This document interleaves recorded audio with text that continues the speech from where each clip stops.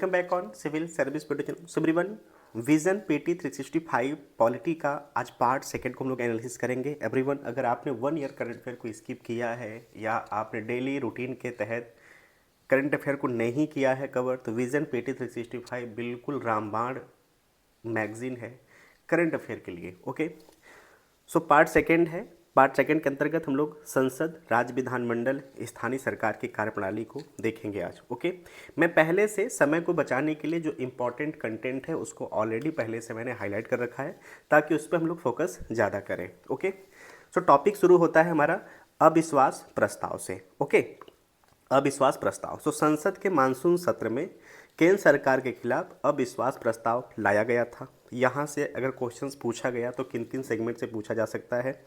सो जो अविश्वास प्रस्ताव यह एक विधायी प्रस्ताव है। ओके, इसे केवल लोकसभा में ही पेश किया जा सकता है। इसके द्वारा विपक्ष सरकार के बहुमत शासन करने की क्षमता को चुनौती दिया जा सकता है। ठीक है, संसदीय लोकतंत्र में कोई सरकार तभी सत्ता में रह सकती है जब उसके पास प्रत्यक्ष रूप से निर्वाचित सदन अर्थात लोकसभा में बहुमत हो। अर्थात अर्थ यह है कि यदि अविश्वास प्रस्ताव पारित हो जाता है तो मौजूदा सरकार गिर जाती है। ओके, अविश्वास प्रस्ताव केवल लोकसभा में उस सदन के किसी सांसद द्वारा लाया जा सकता है। तो ये आपको याद रखना है।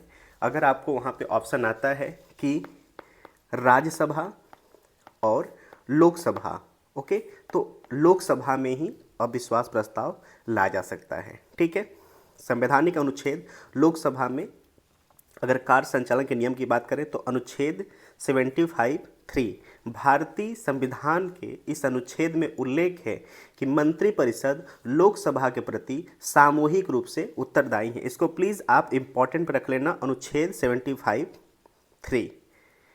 इसी प्रकार राज्य स्तर पर अनुच्छेद 164(2) यह प्रावधान किया गया है कि मंत्रिपरिषद सामूहिक रूप से राज्य विधान सभा के प्रति उत्तरदायी होगा। सो प्लीज़ आप ये दोनों आर्टिकल नोट कर लो। एक तो आर्टिकल 75(3) और दूसरा आर्टिकल 164(2). ओके, लोकसभा के प्रक्रिया एवं कार्य संचालन नियमों के नियम 198 में मंत्रिपरिषद में अविश्वास प्रस्ताव के संबंध में प्रावधान किए गए हैं। अविश्वास प्रस्ताव का आधार, अविश्वास प्रस्ताव के लिए कोई आधार निर्धारित करने की आवश्यकता नहीं है।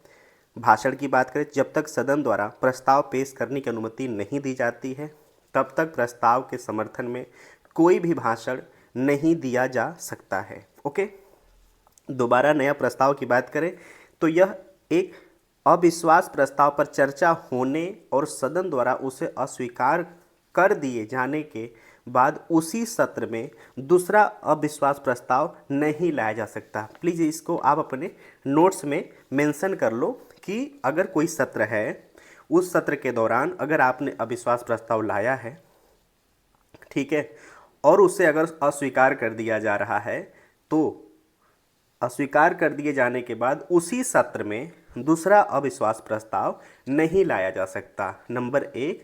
और दूसरा, इसको सिर्फ लोकसभा में लाया जा सकता है। तो ये भी आपको याद रखना। साथ ही साथ आर्टिकल 75(3) और राज्य स्तर पर आर्टिकल 164(2). ओके, अविश्वास प्रस्ताव की जो सामान्य प्रक्रिया है, जब सदन में किसी विपक्षी दलों को लगता है कि सरकार के पास बहुमत नहीं है या सरकार अपना विश्वास खो चुकी है तो वह अविश्वास प्रस्ताव लाती है। लोकसभा का अध्यक्ष परीक्षण करता है कि अविश्वास प्रस्ताव सही है या नहीं है। नोटिस प्रस्तुत करने वाला सदस्य अविश्वास प्रस्ताव पेश करने के लिए सदन की अनुमति मांगता है। इसके बाद अध्यक्ष उस सदस्यों को बुलाता है जो अविश्वास प्रस्ताव लाने के पक्ष में हैं। यदि कम से कम 50 सदस्य अविश्वास प्रस्ताव लाने के पक्ष में सहमति व्यक्त करते हैं तो अध्यक्ष इसे सदन में पेश करने की अनुमति देता है। अध्यक्ष की अनुमति मिलने की तारीख से 10 दिनों के भीतर सदन में अविश्वास प्रस्ताव पर चर्चा की जाती है। ओके, तो ये जो पॉइंट है इसको प्लीज़ आप शॉर्ट नोट्स में मेंशन कर लीजिए। यहाँ से भी आपसे ट्रिक के आधार पर मैटर पूछा जा सकता है। ओके, यहाँ पे मैं ऑलरेडी अधिवेशंस को नोट डाउन कर रखा है कि 3 प्रकार के अधिवेशन होते हैं। बजट अधिवेशन जो कि फरवरी टू मई, मानसून जो कि जुलाई टू अगस्त, और शीतकालीन जो कि नवंबर टू दिसंबर। इसको प्लीज़ आप नोट डाउन कर लो। ओके, चलिए नेक्स्ट है कानून निर्माताओं के संसदीय विशेषाधिकार, parliamentary privileges of law maker. So हाल ही में सुप्रीम कोर्ट ने भारत के मुख्य न्यायाधीश की अध्यक्षता में 7 न्यायाधीशों की एक संविधान पीठ का गठन किया है। यह पीठ पीवी नरसिम्हा राव वाद 1998 में 5 न्यायाधीशों की संविधान पीठ द्वारा दिए गए निर्णय का पुनर्विचार करेगी। ओके, सो पीवी जो नरसिंह राव वाद था 1998 में सुप्रीम कोर्ट के द्वारा दिया गया निर्णय झारखंड मुक्ति मोर्चा रिश्वत मामले जो कि 1993 का मामला था। ज्ञातव्य है कि 1993 में नरसिम्हा राव सरकार ने अविश्वास प्रस्ताव से बचने के लिए कथित तौर पर सभी दलों के सांसदों को रिश्वत दी थी। ओके, प्लीज़ आप माइंड रखना कि जो पीवी नरसिम्हा राव वाद है 1998 में सुप्रीम कोर्ट के द्वारा दिया गया जो निर्णय है वो झारखंड मुक्ति मोर्चा रिश्वत मामले 1993 से जुड़ा हुआ है। और 1993 में नरसिम्हा राव सरकार ने अविश्वास प्रस्ताव से बचने के लिए कथित तौर पर सभी दलों के कई सांसदों को रिश्वत दिया था। ओके, निर्णय के अनुसार संविधान के अनुच्छेद 105(2) और 194(2) के तहत संसद व विधायकों को प्राप्त कानूनी उन्मुक्ति संसद व विधानमंडल में किसी भी भाषण या मत के लिए रिश्वत के आरोप में आपराधिक मुकदमे से भी संरक्षण प्रदान करती है। ओके, थोड़ा सा विशेष आप ये याद रखना। यहाँ पर देखिए मैं ऑलरेडी नोट डाउन कर दिया हूँ आर्टिकल 194(2) और आर्टिकल 105(2). जो आर्टिकल 194(2) है, ओके, यह विधायकों के प्रति, और जो 105(2) है यह सांसदों के प्रति प्रावधान करता है। किसके लिए?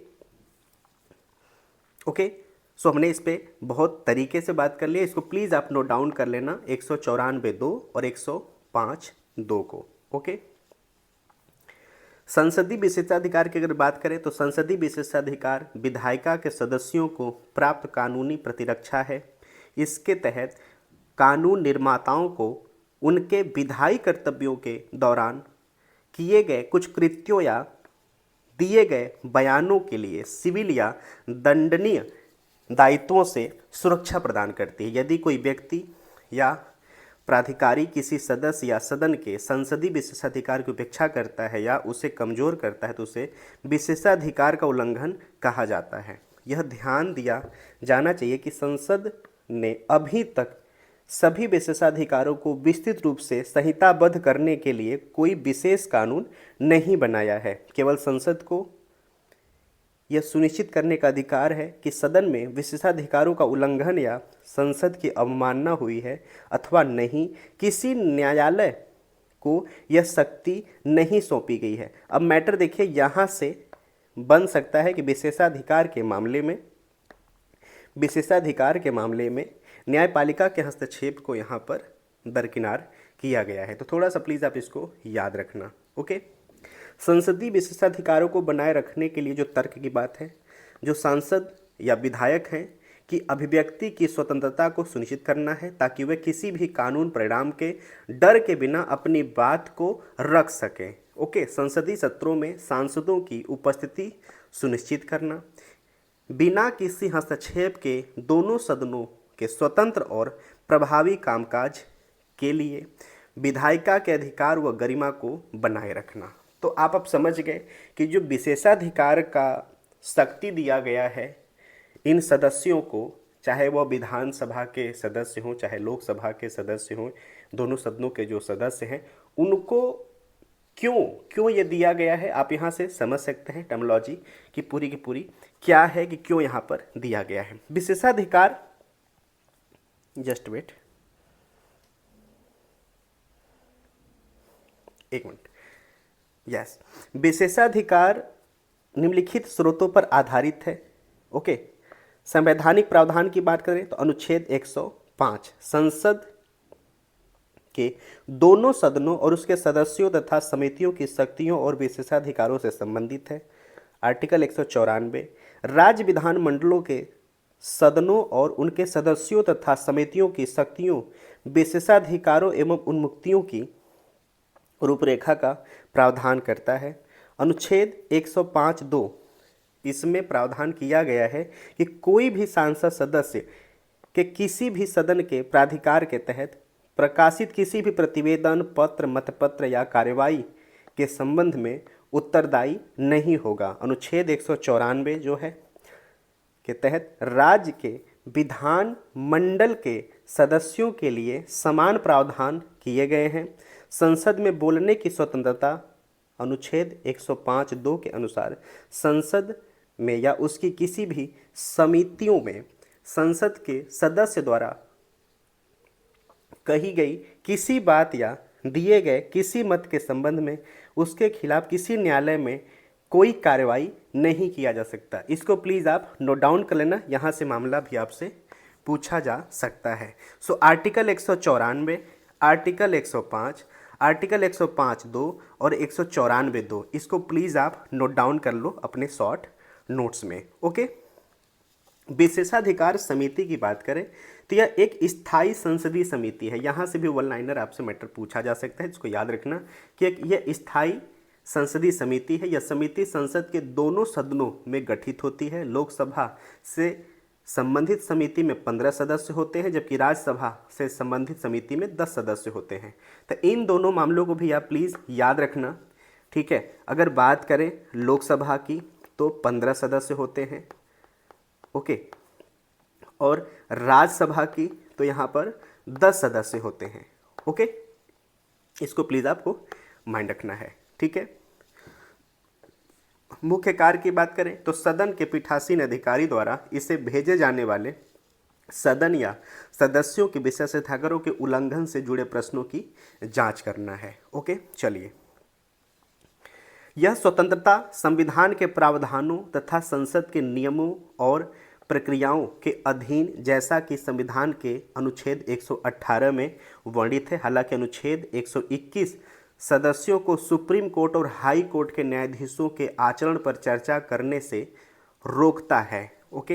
ये भी आपको आर्टिकल नोट डाउन कर लेना है। पहला तो आर्टिकल 121 है, दूसरा आर्टिकल 122 है, ओके। अनुच्छेद 122 इस अनुच्छेद के अनुसार न्यायपालिका प्रक्रिया की कथित अनियमितता के आधार पर संसद की किसी भी कार्रवाई की वैधता की जांच नहीं कर सकता, ओके। सो प्लीज़ ये दोनों आर्टिकल आप याद रखना, आर्टिकल 121 और आर्टिकल 122, ओके। चलिए, गिरफ्तारी पर रोक की बात करें तो सिविल प्रक्रिया संहिता 1908 में यह प्रावधान किया गया है कि किसी भी कानून निर्माता को सदन के सत्र से 40 दिन पहले, सत्र के दौरान और सत्र के स्थगन से 40 दिन बाद गिरफ्तार नहीं किया जा सकता। हालांकि यह विशेषाधिकार दीवानी मामले तक सीमित है। आप समझ रहे हैं, ये सिर्फ ना सिविल याद रखना, सिविल मामलों तक है, न कि फौजदारी मामले जो कि क्राइम वाले मामले होते हैं। किसी संसद सदस्य को सत्र के दौरान अन्यथा किसी आपराधिक मामले में कार्रवाई से छूट प्राप्त नहीं है, यानी कि ये दीवानी मामले में सिर्फ और सिर्फ छूट है, फौजदारी मामले में नहीं, ओके। दोनों सदनों के नियम की बात करें तो प्रक्रिया में नियमों और दृष्टताओं पर आधारित विशेषाधिकार संसद को किसी भी दंड योग्य आरोप या अपराध के लिए किसी सदस्य को गिरफ्तारी, हिरासत, दोष सिद्धि, कारावास और रिहाई के संबंध में तत्काल जानकारी प्राप्त करने का अधिकार है। अज्ञात व्यक्तियों को बाहर करने का भी अधिकार है मेंबरों को। सदन के सदस्यों को गैर सदस्य को सदन की कार्रवाई से बाहर करने की शक्ति तथा अधिकार प्राप्त है। सदन में स्वतंत्र और निष्पक्ष चर्चा सुनिश्चित करने के लिए यह अधिकार आवश्यक है, ओके। सदन की अवमानना, कंटेम्प्ट ऑफ हाउस, विशेषाधिकार का उल्लंघन सदन की अवमानना से अलग होता है। इसे ऐसे किसी भी कार्य के रूप में परिभाषित किया गया है जो संसद के किसी भी सदन में काम काज में बाधा उत्पन्न करता है या जो ऐसे सदन में किसी सदस्य या अधिकारी के कर्तव्य के निर्वहन में बाधा उत्पन्न करता है, या जिसमें प्रत्यक्ष या अप्रत्यक्ष रूप से ऐसे परिणाम उत्पन्न करने की प्रवृत्ति होती है जैसे कि संसद यह सुनिश्चित करने के लिए एकमात्र प्राधिकारी है कि सदन की अवमानना हुई है या नहीं। किसी भी अदालत को यह सुनिश्चित करने का अधिकार नहीं दिया गया है। सदन द्वारा किसी दोषी को अवमानना के लिए हिरासत या जेल भेजने की अवधि सदन के सत्र की अवधि तक सीमित होती है। इसको प्लीज़ आप नोट डाउन याद रखना। ओके, सदन द्वारा किसी दोषी को अवमानना के लिए हिरासत या जेल भेजने की अवधि सदन के सत्र की अवधि तक सीमित होती है, यानी जब तक वह अवधि बची होती है तब तक वो व्यक्ति को हिरासत में या बाहर रखा जा सकता है, ठीक है, कंटेम्प्ट के लिए। यदि सदन के सदस्य दोषी पाए जाते हैं तो उन्हें सदन से निलंबित किया जा सकता है या उन्हें निष्कासन का सामना करना पड़ सकता है। ओके, चलिए नेक्स्ट है विधि निर्माताओं का निष्कासन। ओके, सो हाल ही में लोकसभा ने आचार समिति की रिपोर्ट के आधार पर अपने एक सदस्य को अवैध रूप से उपहार या परिपोषण स्वीकार करने के आरोप में सदन से निष्कासित कर दिया है। आपको होगा कि जो वेस्ट बंगाल की एक राज्य पार्टी है, वहाँ के एक सांसद पे आरोप लगाया गया था। हालांकि उन्होंने सुप्रीम कोर्ट में अपने याचिका को दायर किया है कि वो गलत आरोप उन पे लगाया गया है, ठीक है। तो जो भी फैसला आएगा, जब भी आएगा, उस पर देखा जाएगा। फिलहाल जो आरोप है उस पर हम बात करते हैं। सो लोकसभा ने आचार समिति की रिपोर्ट के आधार पर अपने एक सदस्य को अवैध रूप से उपहार या परितोषण स्वीकार करने के आरोप में सदन से निष्कासन उनका किया गया है। भारत में विधि निर्माताओं का निष्कासन से, हालांकि जो मेंबर ऑफ पार्लियामेंट है वही विधि निर्माता हैं, तो उन्हीं के लिए बात कहा जा रहा है। भारत में किसी भी सांसद का निष्कासन संवैधानिक और कानूनी सदन के नियम के आधार पर होता है। निष्कासन का संवैधानिक आधार की बात करें तो संसदीय विशेषाधिकारों के उल्लंघन या सदन की अवमानना का दोषी पाए जाने वाले किसी भी सांसद को सदन से निलंबित या निष्कासित किया जा सकता है। प्रत्येक सदन में निष्कासन के प्रस्ताव को पारित करने के लिए साधारण बहुमत की आवश्यकता होती है। क्वेश्चन यहाँ से बनाया जा सकता है कि जो निष्कासन की प्रक्रिया है, निष्कासन की प्रक्रिया के लिए प्रत्येक सदन में यानी लोकसभा और राज्यसभा में प्रस्ताव पारित करने के लिए साधारण बहुमत की आवश्यकता होती है। ये भी आपको याद रखना, साधारण बहुमत की आवश्यकता पड़ती है, ठीक है। निष्कासन के लिए आचार समिति के आगे की भागीदारी हमेशा आवश्यक नहीं होती है। ओके, सो थोड़ा सा प्लीज़ इसको आप माइंड रखना। यहाँ पे कुछ इंपॉर्टेंट कंटेंट है। लोकसभा की आचार समिति, ओके, सो इसमें अध्यक्ष द्वारा नामांकित अधिकतम 15 सदस्य होते हैं और वह 1 वर्ष से अधिक की अवधि के लिए पद पर बने रहते हैं। कार्य की बात करें तो अध्यक्ष द्वारा संदर्भित किसी भी सदस्य के अनैतिक आचरण से संबंधित शिकायत की जांच करते हैं, सिफारिश करना और सदस्यों के लिए आचार संहिता बनाना इनका काम है, और आचार संहिता में संशोधन का सुझाव देना। लोकसभा की पहली आचार समिति 2000 में और राज्यसभा की 1997 में। ये प्लीज़ आप माइंड रखना कि जो लोकसभा है, लोकसभा की जो पहली आचार समिति है वह सन 2000 में, ठीक है, और राज्यसभा का जो पहला आचार समिति है वह 1997 में बनाया गया था। ओके, चलिए आगे चलते हैं। लोकसभा और राज्यसभा से निलंबन से संबंधित प्रक्रिया और कार्य संचालन के नियम। ओके, लोकसभा में अगर बात करें तो नियम 373, यदि लोकसभा का अध्यक्ष को लगता है कि किसी सदस्य का व्यवहार अव्यवस्थापूर्ण है तो वह उस सदस्य को तत्काल सदन से बाहर चले जाने का निर्देश दे सकता है। वह सदस्य उस दिन के शेष बैठक के समय तक सदन में अनुपस्थित रहता है। यह लोकसभा के लिए जो नियम 373 है।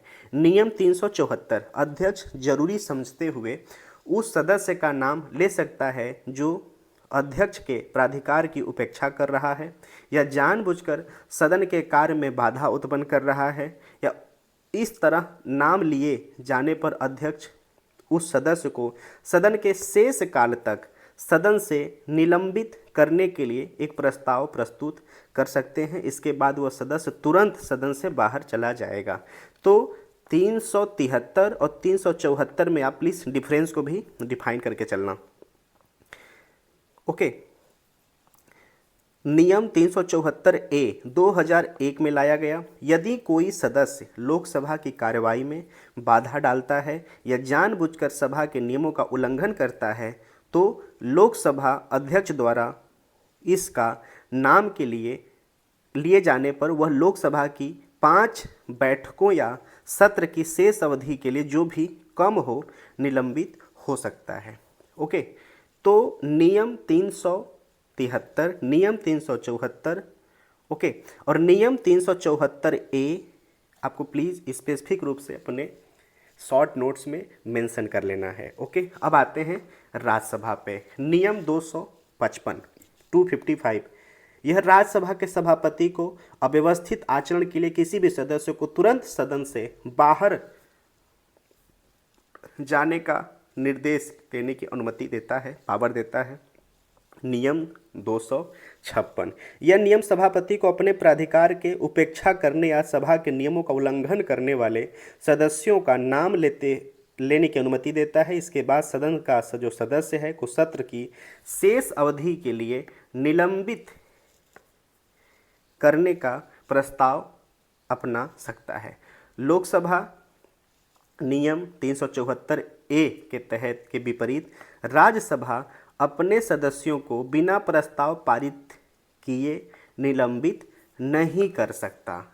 ये आप याद रखना कि जो नियम 374 ए है जो कि 2001 में लाया गया, यदि कोई सदस्य लोकसभा की कार्यवाही में बाधा डालता है या जानबूझकर सभा के नियमों का उल्लंघन करता है तो लोकसभा अध्यक्ष द्वारा उसका नाम लिए जाने पर लोकसभा की 5 बैठकों या सत्र की शेष अवधि के लिए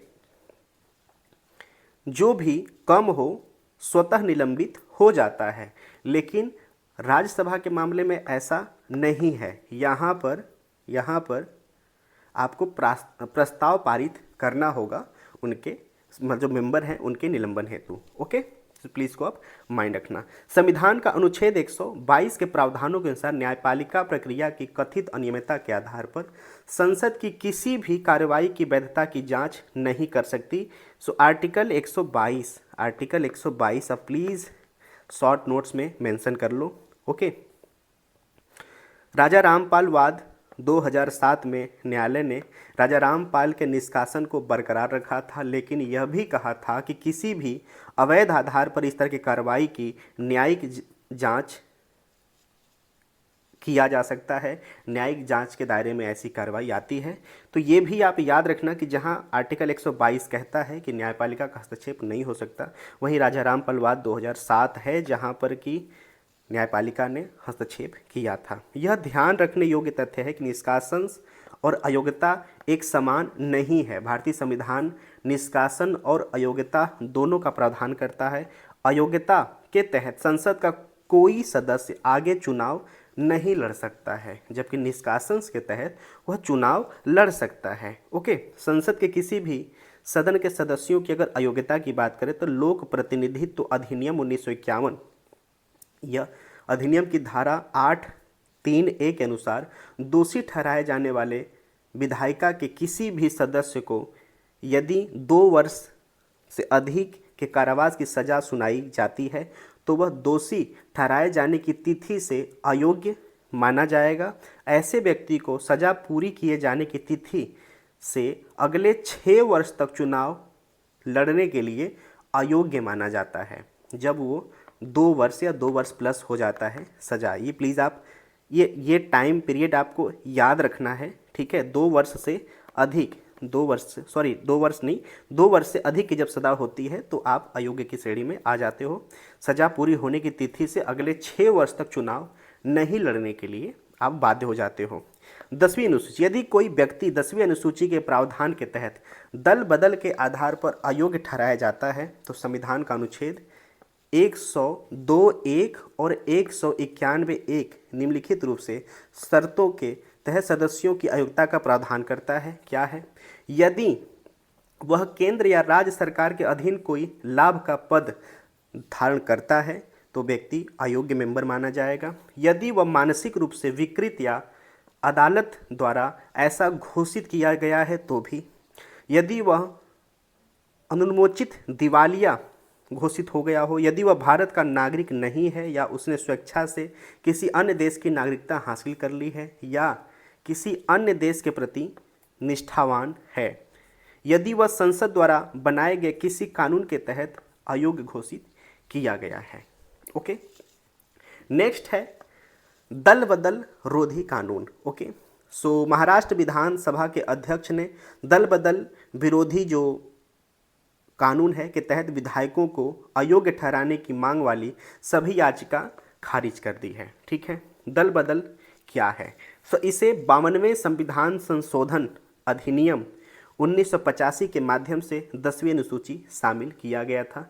इसको प्लीज़ आप माइंड रखना कि 52वें संविधान संशोधन अधिनियम 1985 के माध्यम से जो बदल रोधी कानून 10वीं अनुसूची है उसको यहाँ पर शामिल किया गया था। ठीक है,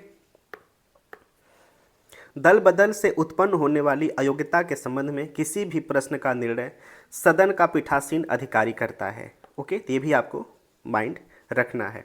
अयोग्यता के आधार पर निम्नलिखित आधार पर सदस्यता समाप्त हो जाती है यदि कोई सदस्य स्वेच्छा से अपने दल की सदस्यता छोड़ देता है। ओके,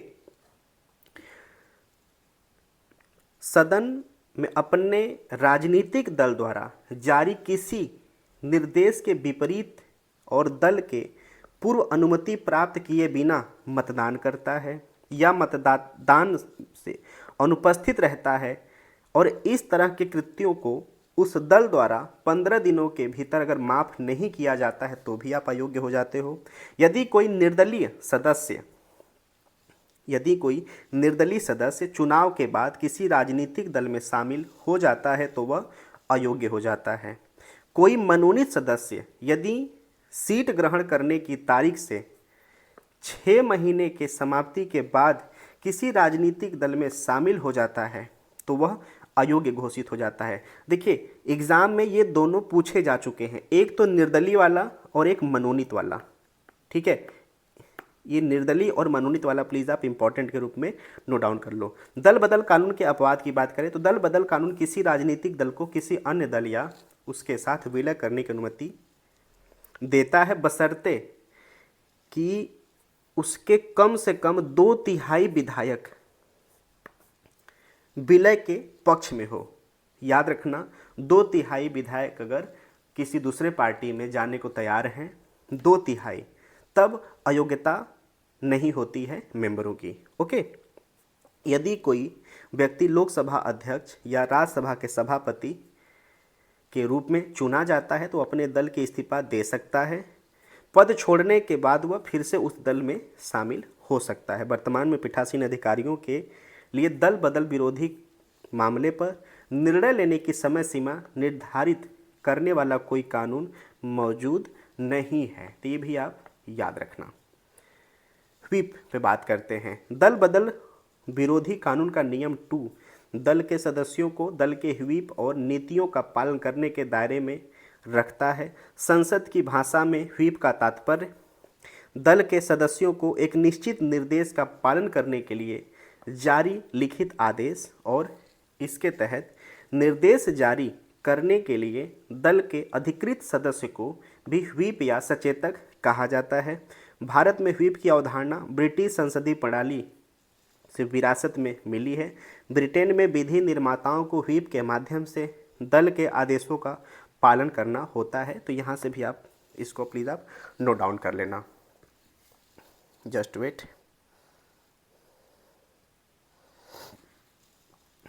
चलिए, नेक्स्ट है राष्ट्रपति और राज्यपाल की अध्यादेश जारी करने की शक्ति। ओके, सो एक हालिया विश्लेषण से पता चला है कि 2019 के बाद राष्ट्रपति द्वारा जारी किए जाने वाले अध्यादेशों की संख्या में गिरावट आई है। 2022 में कोई अध्यादेश जारी नहीं किया गया है। पिछले 59 सालों में पहली बार ऐसा हुआ है। तो ये भी आप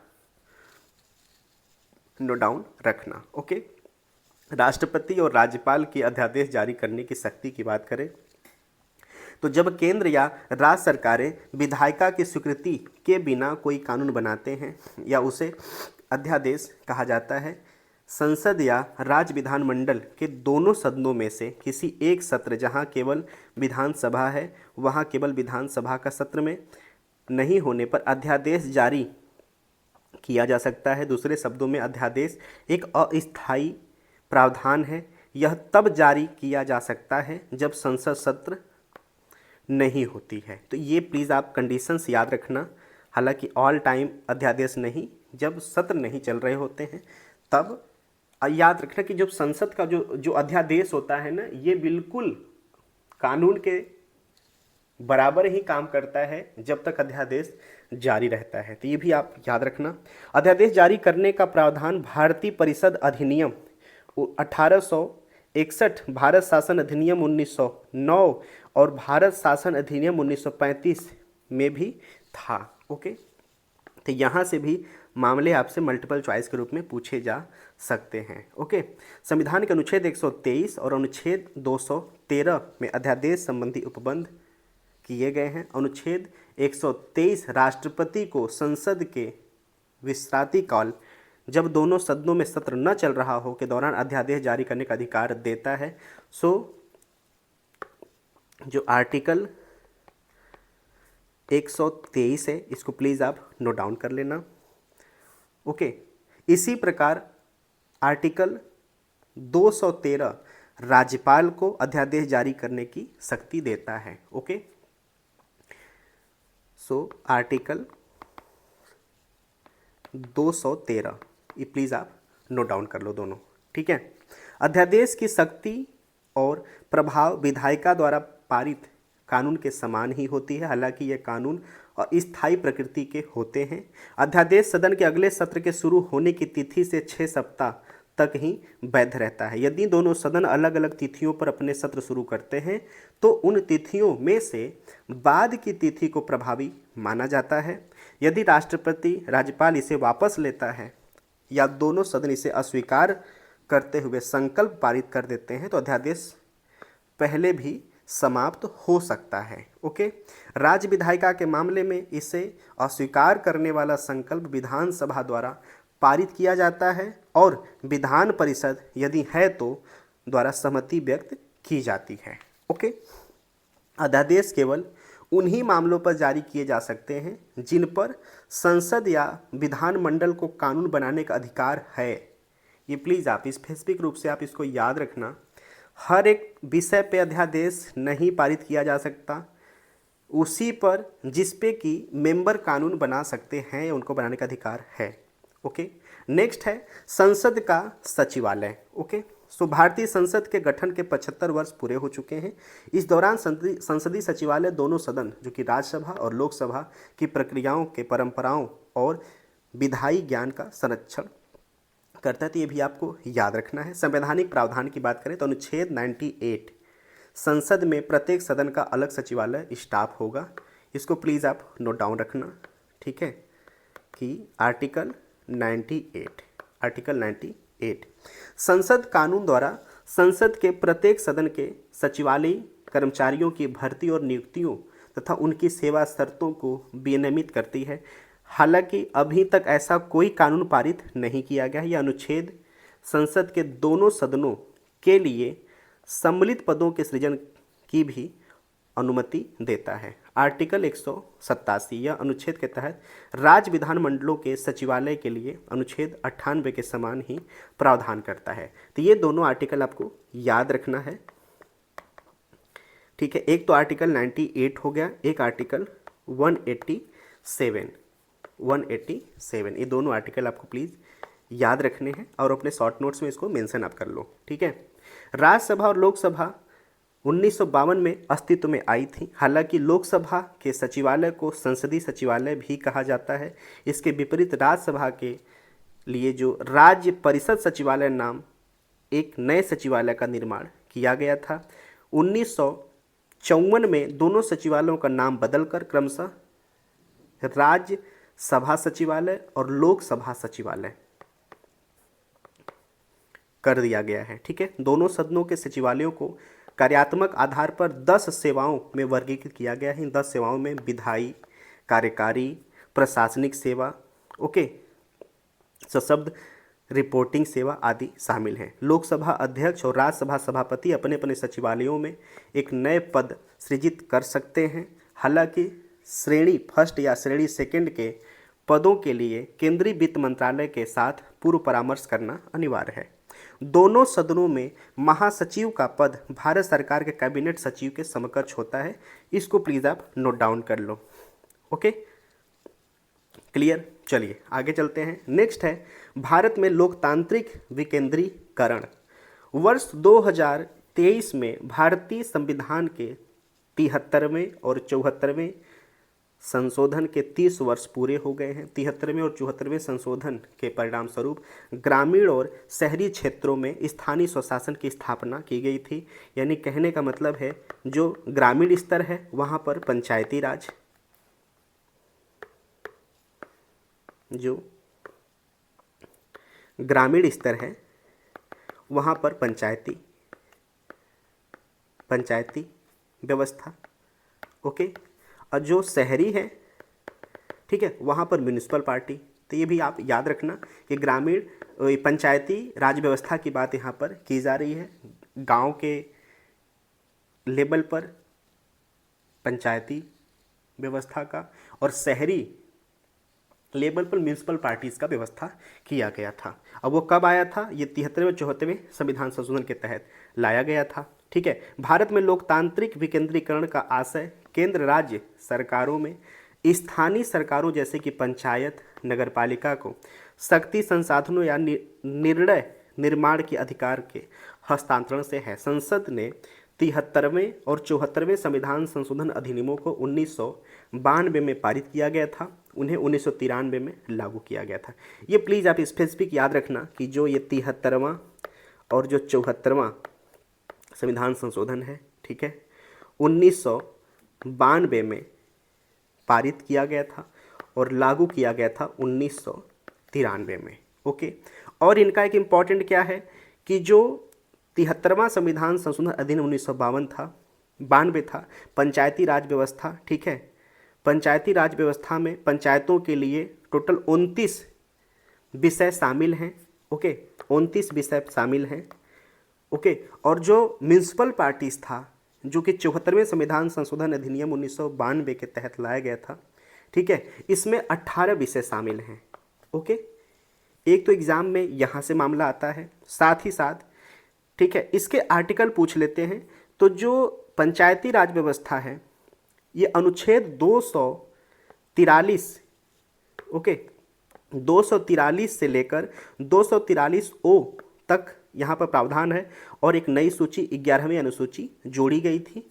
यहाँ पर याद रखना कि आर्टिकल 243 पी से 243 जेड जी का प्रावधान करता है और इसके लिए 12वीं अनुसूची जोड़ी गई थी। तो यहाँ पर जो सूची, अनुसूची नहीं, सूची 11 और यहाँ पे सूची 12। ओके, और विषय याद रखना कि पंचायती राज व्यवस्था के तहत 29 विषय हैं जिस पे कार्य करना है, और जो नगर पालिका हैं, जो म्यूनिसिपल पार्टीज है, यहाँ पर 18 विषय हैं। यहीं से मामले आते हैं। साथ ही साथ दोनों 1992 में पारित हुए थे और लागू 1993 में हुए थे। जो 74 है ये म्यूनिसिपल पार्टीज़ की बात करता है और जो 73 है यह पंचायती राज व्यवस्था की बात करता है ग्राम स्तर के लिए। ओके, पंचायती राज से संबंधित जो महत्वपूर्ण समितियां हैं, यहाँ से क्वेश्चन यूपीएससी सीएससी में आ चुके हैं। बलवंत राय मेहता समिति 1957, अशोक मेहता समिति 57 से 78, CH Hanumantrao working group 1983, GV के राव समिति 1985, LM सिंधवी समिति 1986, अथुंगन समिति 1988। अब एग्ज़ाम के हिसाब से इम्पोर्टेंट कौन कौन है देखिए। महत्वपूर्ण में अगर बात करें तो बलवंत राय मेहता इम्पॉर्टेंट है, याद रखना, 1957 में लाया गया था। ठीक है। दूसरा इम्पॉर्टेंट है अशोक मेहता, ये भी आप इम्पॉर्टेंट में याद रखना। और एक है थुंगन। ठीक है, इसको आपको याद रखना है।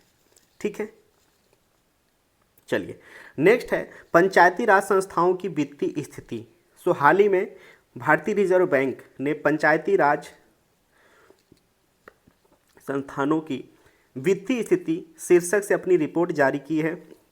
रिपोर्ट में 2020-21 और 22-23 के लिए ओके जो पंचायती राज संस्थानों की वित्तीय स्थिति है, okay, financials of the Panchayati Raj institutions की वित्तीय स्थिति पर चर्चा की गई है। पंचायतों के वित्तीय सशक्तिकरण हेतु संवैधानिक प्रावधान की बात करें तो अनुच्छेद 243H राज्य का विधानमंडल कानून पारित करके राज्य की संचित निधि से पंचायतों के लिए सहायता अनुदान का प्रावधान कर सकता है। याद रखना कि जो अनुच्छेद 243H है, राज्य का विधानमंडल कानून पारित करके राज्य की संचित निधि से पंचायतों के लिए सहायता अनुदान का प्रावधान कर सकता है। यह पंचायतों को कर, शुल्क, पथकर, फीस लगाने, एकत्र करने, आवंटन करने का अधिकार देता है।